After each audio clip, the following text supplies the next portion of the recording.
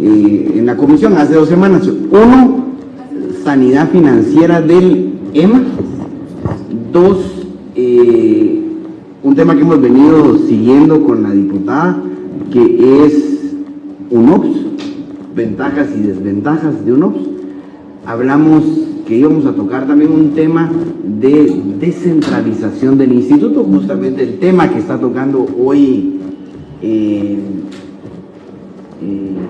vicepresidente Neri Mazariegos de ¿qué pasa en Xera? Hay muchos distritales, San Marcos, Huehuetenango, que nos despierta la atención o les llama la atención justamente esos detalles, pues, ¿qué onda? O sea, ¿por qué no puedo comprar yo en Quetzaltenango si tengo un mega hospital allá? Y bueno, son temas que trataremos más adelante. Se me olvida uno, creo que es el tema de compras de medicamentos. Pero la semana pasada déjenme contarles que estuvimos 3 diputados, la diputada iba en camino y no se le complicó y varios no pudieron llegar, pero lo que queríamos hacer el miércoles pasado en la mañana era pedirles al presidente, al gerente, que nos hicieran una presentación, pero más cortita, porque la vez pasada vinieron y estuvimos en la comisión y nos pegaron unas mareadas ahí con Luqui, y eso que sí ponemos atención, ¿verdad, Luqui? Muy largas.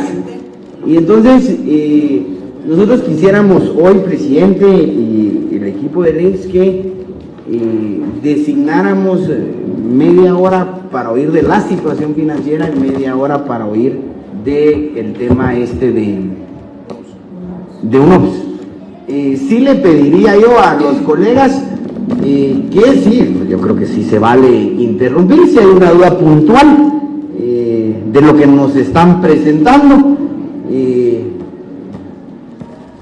corta, ¿verdad? Y pues ya al final nos quedamos platicando si hay más dudas o planeamos una siguiente reunión. Lo que sí le pedimos al equipo del instituto es, pues sí, que nos haga una presentación, digamos en 20 minutos, media hora, de cada uno de los temas para poder abordarlo. Y si tenemos dudas puntuales de algo que no entendemos, pues ir interrumpiendo en el camino. Señor presidente, bienvenido a usted, a su equipo, y iniciamos.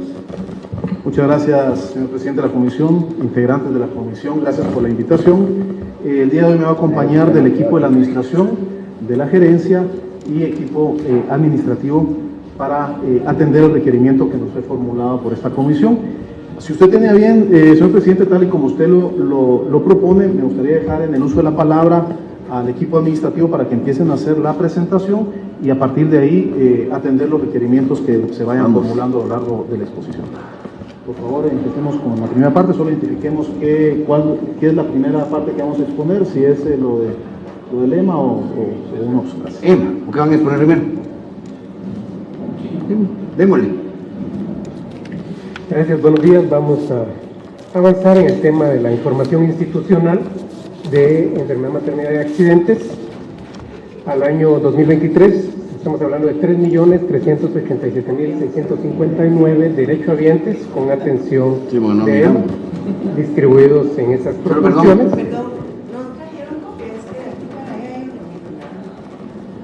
Pues yo ya me estoy llegando choco también. No, fíjate, yo tengo 20 tampoco. No son 20 y no miras. Podríamos coordinar con algún asistente que pudieran tomar una Tal vez alguien nos ayuda con ver si se llevan para sacar unas fotocopias. Démosle. Bien. La cobertura que hemos abarcado en el último quinquenio es 18.3, 17.2 y ahora alcanzando 19.2 sobre el total de la población. Aunque el instituto está abarcando ya al 77.4% de la PEA formal, es decir, aquella población económicamente activa que tiene un patrono. Solo, perdón, ¿me lo pueden mandar por WhatsApp?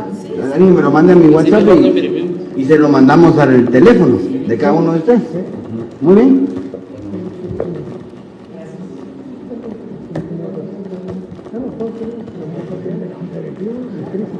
El presidente es el señor Flamengo, el gerente es Rivera, subgerente de salud.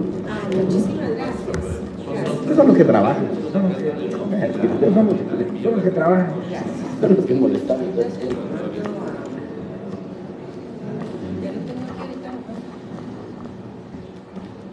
¿Ya?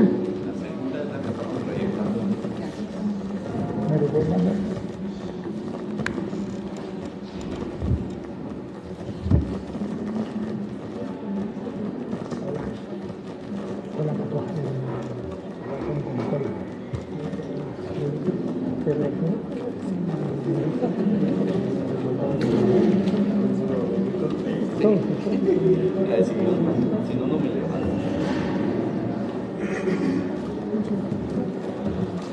La que estamos proyectando se llama IX 2024, presentación comisión de servicio. Usted diga, señor presidente. Hermano, hay que apagar esto.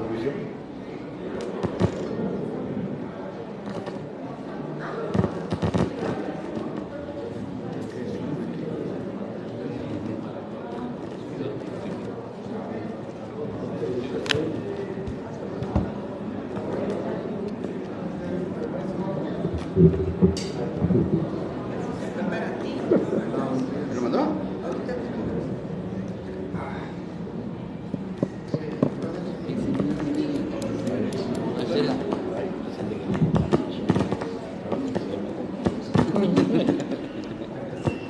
Pues, es que sí es vergonzoso la no descentralización. No, ya tengo que, por ejemplo, vamos a ver la otra semana el IMSS, pero el Hospital Nacional dijeron de 350 millones. Y el Roosevelt tiene 800 y el San Juan no sé. Solo esos dos. Y Shera que se vuelve regional. Porque vino también en casos de Dios. Ya te, ¿no? Pues está. Y Shera que se vuelve. ¿Cuál es la que estás pensando ahorita? La segunda. Mandar a la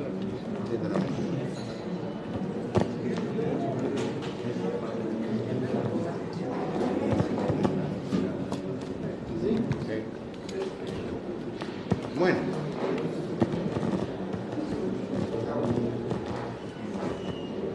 Ahora sí, presidente, sigamos. Muchas gracias. Bien. Entonces, sabemos que al 31 de diciembre de 2023, el Instituto dio cobertura al 77.4% de la población de la PEA formal, es decir, aquellos que tienen patrono y que por lo tanto tenemos la contribución y la afiliación por el lado de planilla patronal. La evolución de los afiliados ha sido creciente. En 2019, 1.350.821 afiliados. En 2020 hay una caída de 4.5%. En 2021 se recupera a 1.388.000. Y seguimos con la tendencia positiva hasta cerrar el año 2023 con 1.554.663 afiliados cotizantes. Hay que hacer la aclaración que hay afiliados no cotizantes y que siguen teniendo los beneficios del instituto, pero que por diversas situaciones, por enfermedad, suspensión, accidente, no están cotizando, pero continúan afiliados al instituto. Aquí estamos contabilizando salud financiera, estamos hablando de los afiliados que cotizan efectivamente al instituto. Sí, y ese dato lo tenés, ¿de cuántos no son? Viene más adelante. ¿De cuántos no están ¿Cuántos, cotizando? digamos, son jubilados? ¿O cuántos no están? Los no cotizados. Sí, aquí tenemos en esta gráfica 43.496 población no afiliada.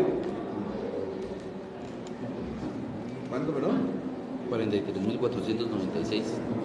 También tenemos 109.246, que es población no cotizante. O sea, que estamos hablando de que no cotizan los 43.496 que les damos atención médica, a los 109.246 de clases pasivas, que también les damos atención médica, a los 199.043 pensionados del programa IBS, a 2.305 que son pensionados por accidente.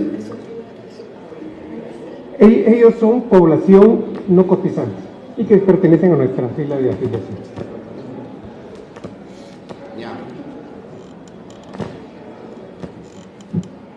Hay que hacer una separación entre los dos seguros. El EMA es 1.554.663 afiliados cotizantes porque tienen incluidos los trabajadores de gobierno. Y el IBS no tiene trabajadores de gobierno, funciona con 1.322.713 afiliados. La estructura está que los patronos particulares están abonando el 74.3% de la afiliación al instituto y el sector gobierno la diferencia de 24.7% de afiliación. ¿Cuántos Es decir, afiliados son del gobierno? El sector público tiene 387.668.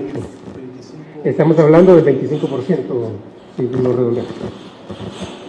O sea que el gobierno sí está pagando. Digamos. Correcto, el gobierno está pagando parcialmente, ¿verdad? Sabemos que hace aportaciones diferenciadas de la prima. Por ubicación geográfica, nuestros afiliados están concentrándose en el departamento de Guatemala, 862.461, por ser élite económica. Y en segundo lugar es Cuintla, 140.475 afiliados, y Quetzaltenango, 63.637 afiliados. Esta estructura es bastante importante porque es la que permite determinar la solidaridad y por qué la capacidad de ampliación del instituto tiene que ver con la distribución geográfica de las cotizaciones. Es decir, que el Departamento de Guatemala subsidia a nivel de ingresos las acciones, las intervenciones institucionales en el resto del país.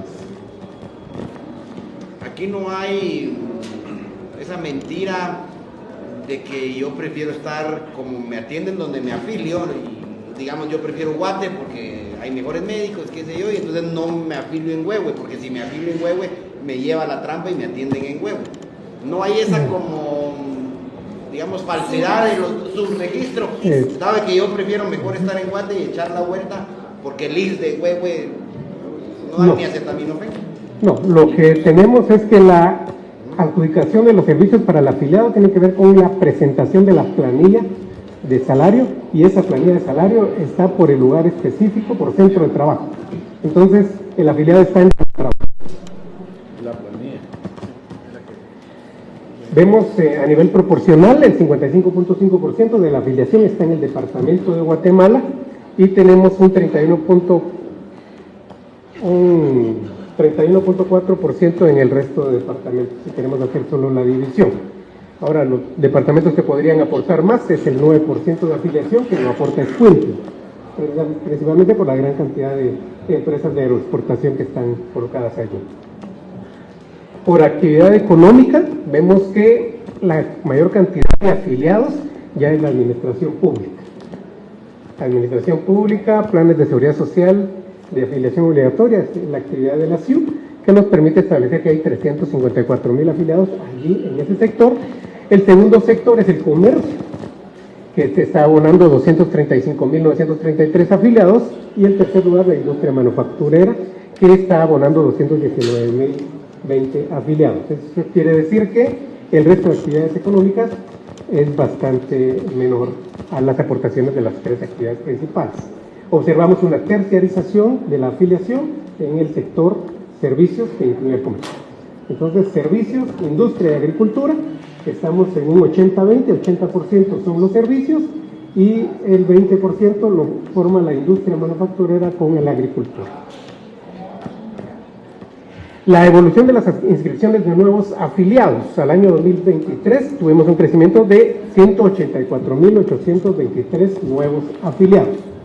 Los afiliados han tenido ese comportamiento. En 2019 teníamos 132.000 afiliados, en 2020 tuvimos 109.000 afiliados, en 2021 155.000 y hemos seguido creciendo hasta el año 2023.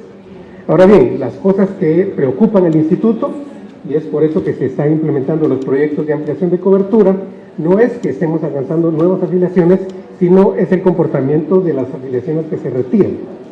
Es decir, que las personas que cumplen 240 cotizaciones se están retirando de la Seguridad Social a espera de su edad de jubilación, o a espera de los últimos 5 años de la edad de jubilación, lo que hace que nuestro carnet de afiliación refleje estas salidas. En 2019, 197.934 afiliados dejaron de cotizar.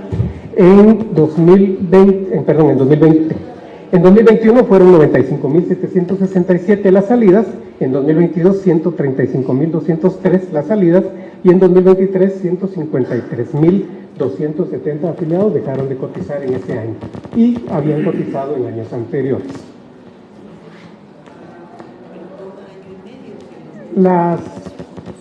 Lo que hemos alcanzado con la ampliación, Lo que yo entiendo que tú estás mencionando que es un problema es que yo a los 50 años ya cumplí mis cuotas y dejo de pagar y me voy, a la espera de llegar a 60 para empezar mi trámite. cambio de mi jubilación. estatus a un puesto de trabajo en donde facturo, o me Ajá. vuelvo empresita para no cotizar a la seguridad social. Ya.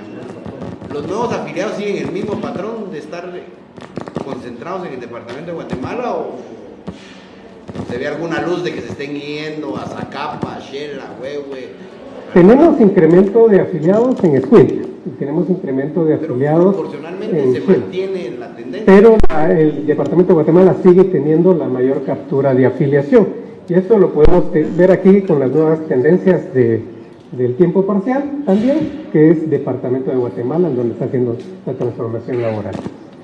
Habrá que, considerar que obviamente son empleos formales, eso no necesariamente se refleja con la actividad económica a nivel nacional, esos son los empleos formales que cotizan al Seguro Social.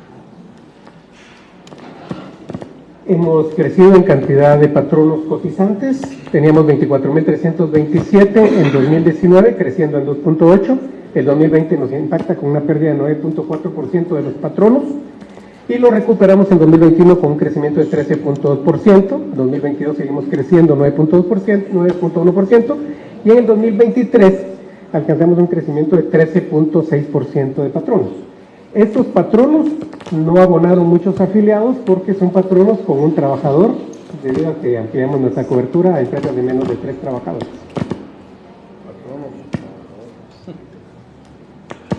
Ese es otro tema pendiente de discutir que también lo trató la diputada el año pasado, eso de los patronos así chiquitos, ¿verdad? Que ahora todo el mundo puede entrar al IX. El tiempo parcial más que todo. Y el tiempo parcial, que por cierto la ley va avanzando, entonces habría que ver, tal vez nos mandan un análisis de esa ley de, bueno, sí, de cómo nos va a afectar al IX el tiempo parcial. Correcto. ¿Cómo le va a afectar al empresario? Sí. Porque al IX le va a salir muy bien, pero el empresario tiene que pagar el mínimo aunque trabaje un día. Sí, ves, 3 veces. O 5. 5. El comportamiento de la masa salarial, que también está dentro de los requerimientos. El año pasado tuvimos una masa salarial de 102.175 millones de quetzales. La masa salarial es la sumatoria de los salarios de los afiliados, aunque no necesariamente es el dinero que se tiene que utilizar para calcular los ingresos institucionales. Porque obviamente hay trabajadores que no trabajan todos los días, tienen descuentos de día, de séptimo, tienen sus pensiones, etcétera, etcétera. Entonces la masa salarial es el referencial de lo que pactan patronos y trabajadores para hacer sus contratos de trabajo. Y tenemos una tendencia positiva. ¿Cada vez son más altos los salarios en el IX? No, estos son a nivel nacional, son de todos los afiliados, y cada vez hay más salarios, eso significa más afiliados, pero cuando ya lo contrastamos contra los salarios medios, que ya sería el indicador de comportamiento salarial, vemos que la tendencia ya es más horizontal. El año 2023 tuvimos 5.476.84 de salario promedio de los cotizantes, subiendo de 5.272 a 180 quetzales de incremento en el salario de los trabajadores en general para los que estaban cotizando a la Seguridad Social en el año 2023. Con ese salario promedio, sí es que nosotros determinamos el financiamiento del EMA, y el EMA ha tenido esta relación entre ingresos y gastos. Con el color naranja observamos cómo están los gastos y con el color azul cómo están los ingresos. Vemos que hemos logrado revertir la tendencia que se había alcanzado en 2015-2016, en donde los gastos superaban a los ingresos, y entonces ahora estamos manteniendo una relación bastante favorable, bastante sana para el programa en relación a los ingresos y los gastos. Eso, si queremos analizarlo para los últimos 5 años, están establecidos en estos montos. Los ingresos del EMA pasaron de 8.500 millones de quetzales a 11.586 millones de quetzales en 2023. Y al mismo tiempo el crecimiento de los egresos. Conceptualmente, ¿el EMA tiene que ir generando reservas o tiene que ir al día? O sea, digamos, el ideal, ¿verdad? Entonces, no sé si me entiende, esas dos gráficas ahí estamos tranquilos, que vayan juntándose, o conceptualmente debería de irse generando alguna especie de reservas para futuro, como es el IBS, ¿sí o no? No, el EMA es un seguro de corto plazo, inicia el 1 de enero y termina el 31 de diciembre y funciona con el concepto de reparto. Es decir, yo junto el dinero y lo reparto dentro de las necesidades de ese tiempo, como un seguro de vehículos, como los otros seguros que tienen que ejecutar el ingreso en ese mismo año. Ahora, ¿qué nos obliga a tener una reserva en el EMA y por eso mantener esa diferencia? Son los que no cotizan. Es decir, el artículo 115 de la Constitución Política de la República de Guatemala, que obliga al Instituto a dar atención a todo aquel que no haya cotizado al IX, sino que cotizó al Montepío. Eso significa que nosotros tenemos que atenderlo, a pesar de que es un requerimiento que se hace al Estado, pero al no recibir el aporte del Estado, el Instituto se ve obligado a guardar una reserva que nos permita darle atención médica a esa población. Entonces, esa es una, y la otra reserva que se hace es para la ampliación de infraestructura. Tenemos una ampliación de infraestructura que es meta, y por supuesto que tiene que ir encaminada a la par de la capacidad nacional de producción del recurso humano, que es lo que está limitando la ampliación de infraestructura, específicamente la producción de médicos especialistas, que no se pueden tener más hospitales si sacamos las convocatorias y los médicos no hay, porque las universidades no están produciendo esos médicos especialistas. Pero en esa línea se está manteniendo esa distancia entre ingresos y gastos. Vemos que el superávit entonces de 2019 es de 1.930 millones, en 2020 1.530 millones, 23 millones, en 2021 1.868 millones, en 2022 2.027 millones y en 2023 1.863 millones de quetzales. Ese es el superávit. La pregunta de cuánto nos cuesta un afiliado está acá. El costo per cápita del afiliado es de, en 2019, 4.888, en 2020, 5.216 y ha ido creciendo hasta llegar al 2023 con un costo per cápita de 6.256. Ese costo no debe alejarse mucho del salario medio de cotización, porque entonces no tendríamos capacidad de financiarlo. Entonces vemos el salario medio de cotización, en 2019 era 4.757, la diferencia que hay entre el costo y el ingreso tiene que ver con la utilización de las rentas de la propiedad, de esa reserva, que nos permite poder cumplir un poco del sobregasto que se ve a nivel per cápita de los afiliados. Entonces vemos que la diferencia en 2023 fue 5.478 el salario medio de cotización y el gasto per cápita fue 6.256, siempre financiado con rentas de la propiedad que nos permiten todavía mantener la diferencia de un superávit. Si podemos terminar con el requerimiento que le hacemos al Estado, es la cuota patronal específicamente para el EMA. Recordemos que a partir de 1968 el Estado necesita los beneficios del Seguro Social para sus trabajadores, específicamente en EMA, porque el Montepío no les da. Hace un convenio con el instituto y dice: yo me voy a aportar como patrón, voy a dar el 7% de cuota patronal y mi trabajador el 3% de cuota laboral. Cuando se le hace el requerimiento entonces al Estado, se le dice: mire, en 2023 necesitamos 1.286 millones de quetzales de 7% de su cuota patronal. Por supuesto, tomado de las nóminas de Guatenóminas, en donde están sus trabajadores. Y lo que aportó fueron 751.601.000. Quiere decir que hay una diferencia de 535 millones en 2023, que fue lo no aportado al instituto por el concepto de cuota patronal.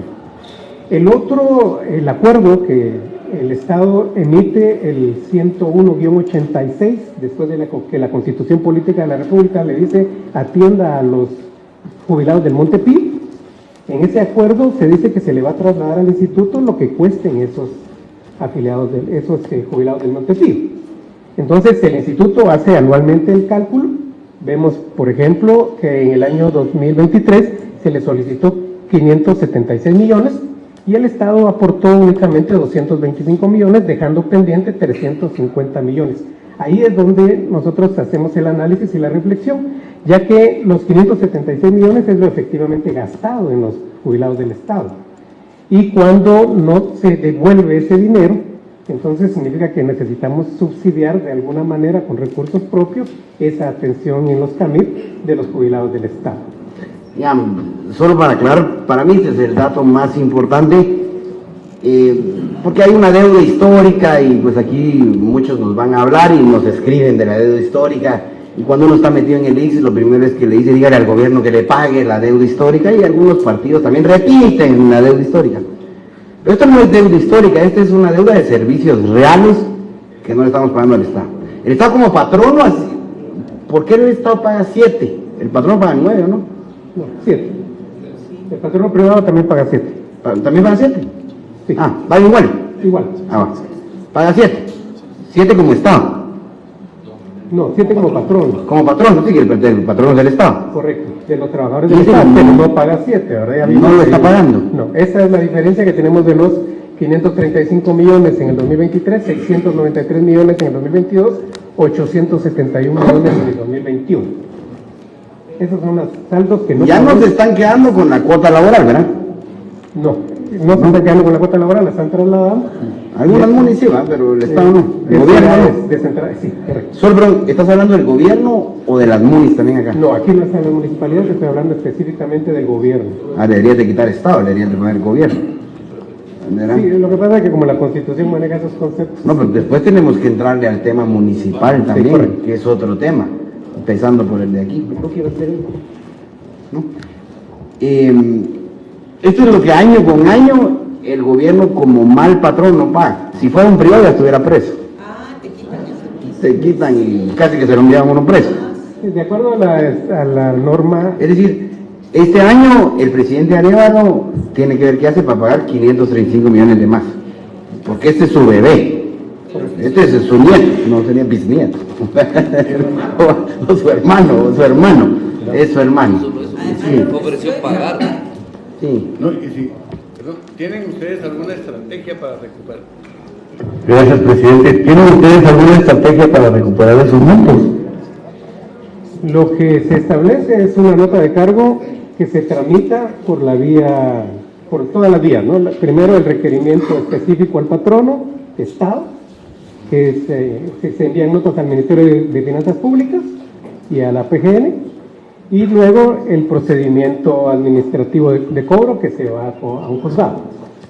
Perdón, el cobro es al Ministerio de Finanzas, ¿verdad? Porque el ministerio, aquí estás hablando tú de la planilla que está centralizada en Guatenóminas. Correcto. Perfecto. Es al Ministerio de Finanzas Públicas que se le envían los requerimientos y las notas de cargo. Digamos que yo creo que ese es un compromiso patrón, ese sí es pagable por el presidente. Y de ahí el otro que estás mencionando, el 576, es un compromiso porque los afiliados de Montepío nunca pagaron IX. Es correcto. Entonces ahora el gobierno dice, mira, atiéndamelos. En lugar de decirle atiéndalos al ejército, pues ya lo pueden o al hospital general. Sí, como establecer un programa con el Ministerio de Salud Pública que pudiera dar una Correcto. atención especializada. a los- Entonces dice, pues este grupo de jubilados, atiéndanos, ¿sí? Hace un convenio. Re bien. Y digamos, había que darle 570.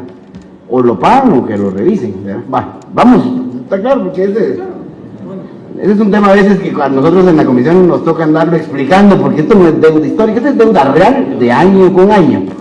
Correcto. Aquí tenemos algunas situaciones administrativas de la consulta. La primera es el comportamiento de los alquileres. En 2016 teníamos 13 millones de quetzales pagados en alquileres que se han ido comportando con un crecimiento del 3% en 2017, crecimiento de 29.4% en el 2018, en el 2019 un crecimiento de 2.7%, en el 2020 un crecimiento de 8.88%, en el 2021 un crecimiento de 21.69% y 2022 16.24%, 2023 12.12%, aunque en montos el cambio ha sido de 13 millones a 30 millones en ese periodo. O sea, presidente, aquí ve que usted lo digo como la Junta Directiva, le ha apostado a andar alquilando en cualquier esquina y no construir. Sí, aquí está clara que la apuesta es una apuesta de rentar en los últimos años. La verdad que la verdadera apuesta debería ser hacer crecer la infraestructura propia, señor presidente. Sin embargo, para las resoluciones que son temas inmediatos, el proceso de adquisición que se tenía inclusive por medio de un OPS, que ya oportunamente seguramente lo discutiremos, pues no había sido tan efectivo para la adquisición. Se han iniciado instrucciones de que se desarrollen procesos de compra, inclusive procesos de construcción, para ampliar la capacidad hospitalaria. Pero derivado a que toma bastante tiempo para resolver la inmediatez, se ha recurrido a ciertos alquileres. Ojo que 2020, 2021, sí, el crecimiento fue lo más Eso exponencial. es lo que estamos gastando por año. En arrendamientos. Sí, efectivamente, y tenemos que ver la contribución de COVID, de la atención de COVID. O sea, aquí tenemos alquiler de hoteles y de espacios para poder atender a los pacientes de COVID en época de la pandemia, que es el periodo 2020-2021. ¿Esto es el total o es crecimiento por año? Este es el total y los crecimientos están abajo de cuánto creció, 3%. 30 millones al final no está. En 2018, ¿por qué tanto? ¿Por qué 30%? ¿Qué pasó en el 2018 que subió tanto? Casi el 30% de alquileres. Sí, asunto administrativo. O sea, Paga 7, el patrón no paga 10. ¿por qué subió tanto en 2018? El trabajador paga 4.83. Aparte está Intecam y aparte está ahí. O sea, aquí me lo pusieron, Intecam 1% y 1% X 10.65%. Yo también sé que el patrón paga, solo aclaremos la cuota patronal y por qué le dejamos que el Estado pague menos. Es que, vamos a ver, es que puede ser que hay dos programas, está el EMA y el IBS. Sí. Aquí estamos analizando EMA. El EMA tiene una carga de 10%, el 3% contribuye el trabajador y 7% aporta el patrón. El otro 5.3% es lo que se imputa de IBS, que solo pagan los privados, y los otros 2% es Intecam. Ya. Entonces, dentro de la estructura de EMA, 7% Sí, pagan los estamos patronos y pagando. 3% el trabajador. Esa diferencia es porque va a lema el otro 3%. Al IBS. Al IBS. Entonces, ¿por qué eso tienen respuesta? ¿Por qué subió tanto? La idea. 30%.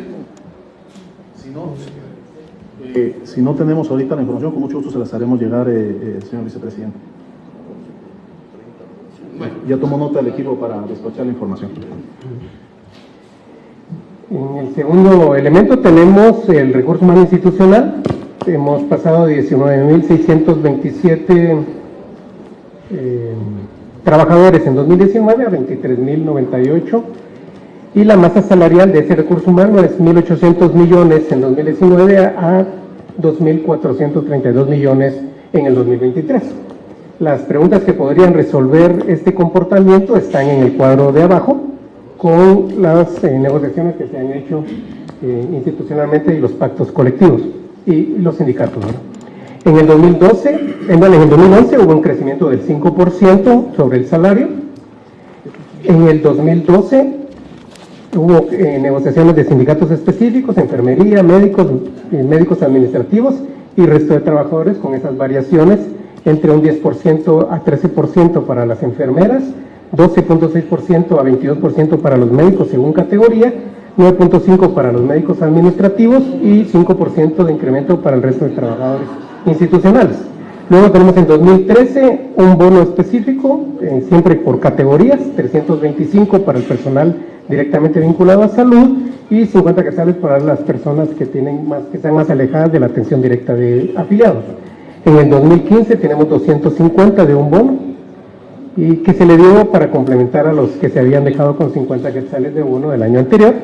Luego tenemos incrementos en 2017 de 200 quetzales a todos los trabajadores, en el 2018 200 también de incremento a todos los trabajadores, en el 2019 se logró un incremento de 10% a todos los trabajadores, en el 2020 400 quetzales de un bono, se le denominó bono COVID, 900 quetzales a los que estaban directamente atendiendo enfermos de COVID, 1.250 según la categoría médica y 2.000 hasta los que estaban, los médicos especialistas. solo dos preguntas.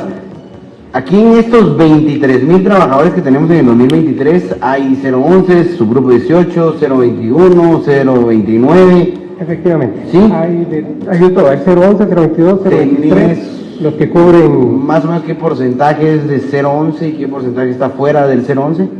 el 80%, el 80-20, el 80% está en 011, ¿Así? sí, y el siguiente que en escala, un 10%, estamos hablando de 022, es decir que esa es la plantilla real. Presidente, tal vez anota también que nos llama la atención que ustedes dicen o nos expliquen el aumento del 20 al 21 en alquileres de 4.000 millones casi.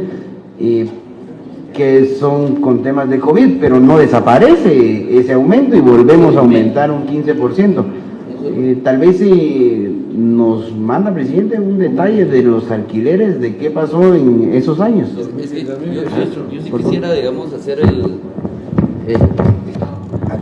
aquí, digamos, no solo hay un crecimiento del 21% por el tema de COVID, pero después entiendo que por hoteles y todo lo demás, debería de crecer, pero no solo no decreció, sino subió un 16% sobre lo que ya tenía. O sea, aquí en este año tuvo que haber un aumento de por lo menos un 40 o 50%, porque dejas de rentar los hospitales y empiezas a rentar otro. Entonces aquí el aumento real no es 16, es como un 40 o 50%. En un año. Yo, presidente, ahí hay dos retos. El primero, pues, revisar de dónde vienen esos alquileres. El segundo, es bastante plata. Solo EMA. Sí, porque solo Alquileres de hospitales, de servicios, todo lo que... Me entiendo que ahí están las bodegas también, ¿verdad? Ahí tienen que haber bodegas, clínicas y todo lo que alquila el IX. Presidente, sobre que nos explique qué pasó ahí, ahí usted tiene dos cosas. Una, renegociar alquileres. El que yo tengo en mente, Palín, le van a subir 5,000 pesos a la renta si se dejan, qué babosos, no se pueden dejar que le suban la renta en Palín. Y bueno, pues tal vez pues ustedes tienen el poder, un buen poder de negociación, no para que se dejen que le suban la renta, a menos que hayan otros acuerdos, ¿verdad, presidente? Pero creo que un buen grupo negociador de esos contratos y gerente, una explicación de esto, y por supuesto aquí ya el valor presente neto de estos flujos a futuro ya es interesante construir, ¿verdad? De aquí al 10% saque de pluma a esos 30 millones, digamos, el valor presente neto es un plata, pues, que es negocio financiero, pues, o sea, está para alquilárselo entre ustedes. Pues entre ustedes digo yo, EMA y IBS, ¿verdad? No como aquel diputado que alquilaba él mismo sus espacios. Bueno, presidente, claro, vamos a hacer análisis para hacérselos llegar. Hemos hecho trabajos de ampliación de espacios para ampliar precisamente la cobertura. Un gran porcentaje de la ubicación del instituto es en espacios arrendados, y cuando se saturan porque hay sobredemanda o crecimiento de la población, sí se busca mejorar el servicio, ampliar los espacios para mejorar la atención, pero con gusto se les puede mandar la aclaración de las consultas realizadas. lo que más nos preocupa es notar de las citas de enfermedad y todo lo que oímos quejas, pero presidente, si usted sube y contrata, digamos, de una manera muy sencilla, el 10% más de personal, digamos que usted contrata, ¿qué será? Un 10%, son 2,000 empleados más, eso le va a subir a usted a la planilla 300 millones más. Entonces sí podemos aumentar, digamos, sí. Solo por ejemplo que nos pagara el gobierno esos 500 millones, se podría ver, digamos, la planilla reflejada en un 10 o un 20% más entre enfermeras, doctores, pues espero yo que no asistentes para las gerencias, pues, pero sí personal que sirva a la gente. Estaríamos de acuerdo todos, pues, creo yo. Sí, precisamente parte de las necesidades es que con la ampliación de mayor recurso humano también se necesita ampliación de más espacio físico. O sea, la relación de la cantidad de personal, recurso humano, también es para asignar el espacio físico, no solo para que presten servicios, sino para que presten sus labores, sino también para la atención de los afiliados y derechohabientes. Pero sí, definitivamente. El tema que mencionaba hace un momento el doctor García Caal es que a veces sacan las convocatorias y no hay interesados en llegar a prestar los servicios específicamente en servicios de subespecialidades. O sea, eso nos provoca... Ese tema tal vez el cuarto que queremos ver, un tema de reforma profunda en la carrera del servicio ahí. Bueno, ¿y qué hacemos? Ahí hay temas. Pero el tema que a mí me llama la atención al ver los números es que no es descabellado contratar 1,000 gentes más. O sea, en temas de números, pues, luego veremos si hay personal de enfermería o doctores. Pero descabezado no es, incluso en zona 11, perdón que hable de la ciudad, pero no es descabellado en zona 11 hacer doble turno. De hecho, el tema personal, digo yo, ¿verdad? Sí, claro. De hecho, Zona 11 tiene clínica 24 horas y se ha fortalecido en esos servicios y ha logrado despachar mucho, que la gente no se vaya a meter a las emergencias hospitalarias. Eso es parte de las estrategias.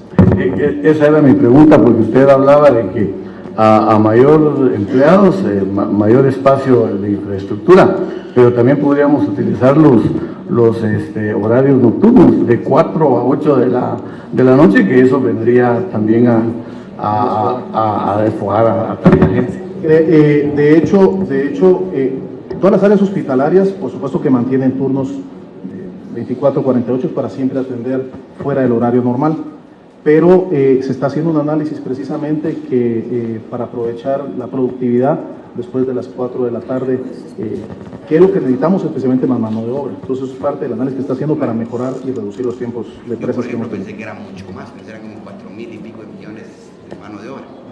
O sea, es el 20% del... Aparte está lo que se contrata con servicios especializados. Vamos. La ampliación también se ha realizado a través de procesos de el 182, o sea, la contratación de los servicios contratados que han tenido este comportamiento. Hemos llegado a 1.000 millones de quetzales en 2023, con una base de 2016 de 500 millones de quetzales. Estamos hablando de servicios médicos y específicamente de esos servicios médicos, lo que más pesa son los servicios de hemodiálisis que hemos mandado a los departamentos y que antes se hacían aquí en la ciudad capital. Eso son las tendencias. Hemodiálisis es un servicio contratado. Sí. Diputado, ¿no?